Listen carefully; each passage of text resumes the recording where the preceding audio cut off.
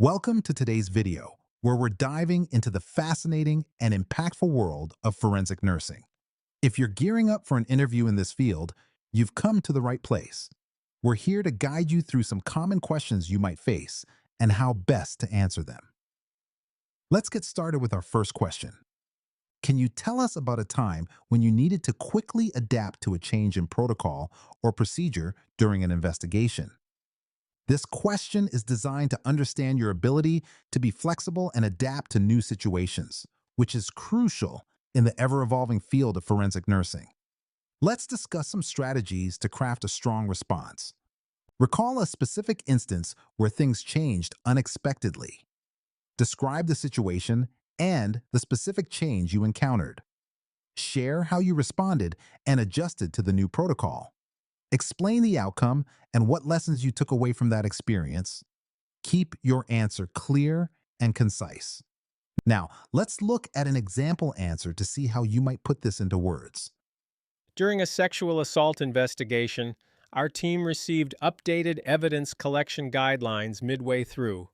I quickly reviewed these new instructions, adjusted my approach to evidence handling, and communicated the changes to my team to ensure everyone was on the same page.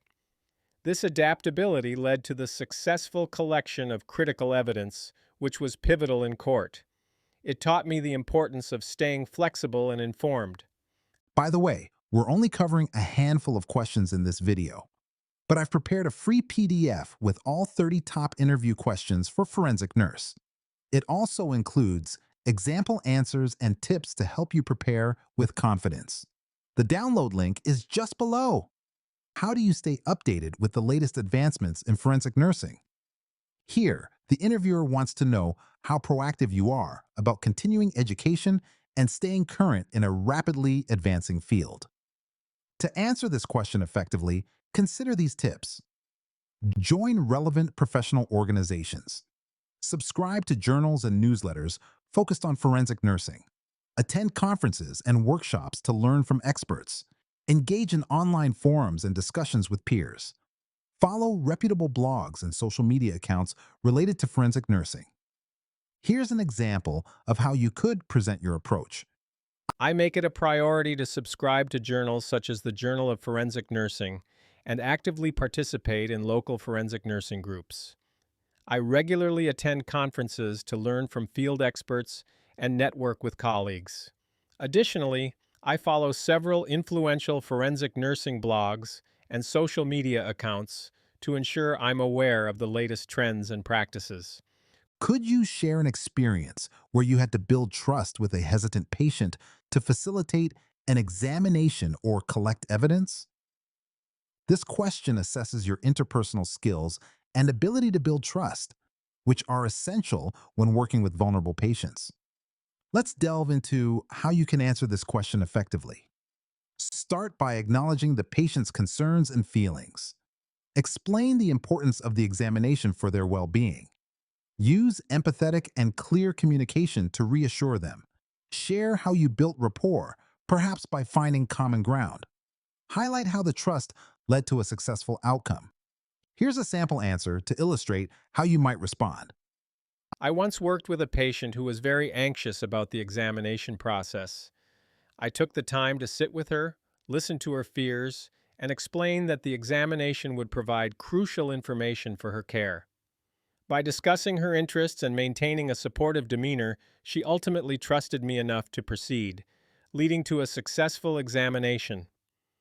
Imagine you're asked to give a presentation to a community group about the role of forensic nursing. How would you structure it? This question evaluates your public speaking skills and your ability to effectively communicate complex topics to diverse audiences. Consider these points when structuring your response. Start with an engaging introduction about forensic nursing. Discuss key responsibilities and skills involved. Include real-life examples or case studies to illustrate your points. Encourage audience interaction with a Q&A session. Conclude with resources or suggestions for further involvement. Let's take a look at how you might structure your presentation. I would open with a captivating introduction about the critical role forensic nurses play in bridging healthcare and the legal system. I'd cover key duties, such as evidence collection and victim advocacy, using a case study to demonstrate impact. Finally, I'd engage the audience with a Q&A session and provide resources for those interested in learning more about forensic nursing. What would you do if you discovered evidence that exonerates a suspect but implicates someone else? This question is about understanding how you handle ethical dilemmas and your commitment to integrity and justice. Here are some guidelines to help you approach this question. Acknowledge the ethical significance of the evidence. Thoroughly document all findings accurately. Report the evidence to the appropriate authorities. Maintain confidentiality throughout the process. Consider the impact on all individuals involved. Let's consider an example of how to handle this situation. Upon discovering such evidence, I would meticulously document all details and promptly report my findings to the lead investigator. My priority would be to ensure justice is served while maintaining confidentiality. Understanding the gravity of the situation, I would handle the evidence with the utmost discretion until further steps are determined. Before we wrap up, remember you can get all 30 questions, example answers, and step-by-step tips in a handy PDF. Totally free. Just grab it below.